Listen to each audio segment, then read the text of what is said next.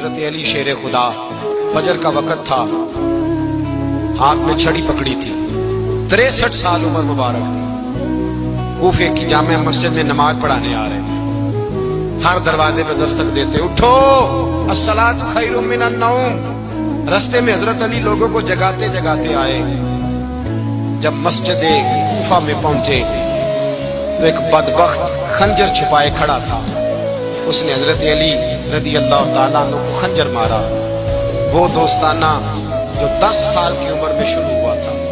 جب شیر خدا کو خنجر لگا تو پتہ لفظ کیا تھے؟ فزت برب الکعبہ، لوگوں رب کعبہ کی قسم میں کامیاب ہو گیا، میری زندگی دین کے کام آ، میں کامیاب ہو گیا۔ حضرت علی کی داڑھی ساری لہو سے بھر گئی۔ حضرت شیر خدا فرمایا کرتے تھے، ایک دفعہ میں بڑا بیمار ہوا، میرے سے اٹھ کے کھڑا نہیں ہوا جاتا تھا، حضور تیمارداری کرنے آئے تو میں نے کہا یا رسول اللہ پتہ نہیں بچوں گا کہ نہیں۔ حضور نے فرمایا علی نہیں، تو اس وقت دنیا سے جائے گا جب تیری داڑھی لہو سے رنگین ہو جائے گی۔ شیر خدا کہتے ہیں جب زخم لگا تو میں نے نیچے جھکا کر دیکھا تو داڑھی لہو سے بھری ہوئی ہے، میں نے کہا بس وہی کامیاب ہو گیا۔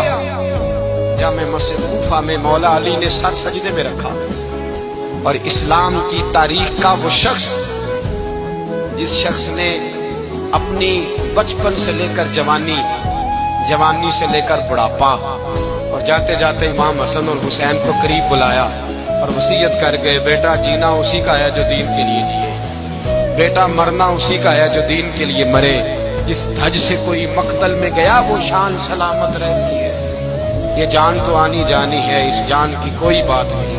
حضرت شیر خدا کرم اللہ تعالی وجہ الکریم خاتم الخلفاء تھے، ان پر خلافت اسلامیہ ختم ہوئی۔ حضرت علی رضی اللہ تعالیٰ عنہ جس دن وصال ہوا، آپ کے بیٹے کہتے ہیں اس رات مولا علی نے خزانے کا مال سارا ایک رات والے تقسیم کیا، اور پھر جس جگہ مال خزانہ ہوتا تھا وہاں 2 نفل پڑھ کے کہا اے اللہ میں نے تیرے بندوں کی امانت تیرے بندوں تک پہنچا دی ہے۔ زندگی دین کے نام کر کے وہ شیر رخصت ہوئے۔ 21 رمضان المبارک کی شام ڈھلی تو حضرت علی المرتضیٰ شیر خدا رخصت ہوئے۔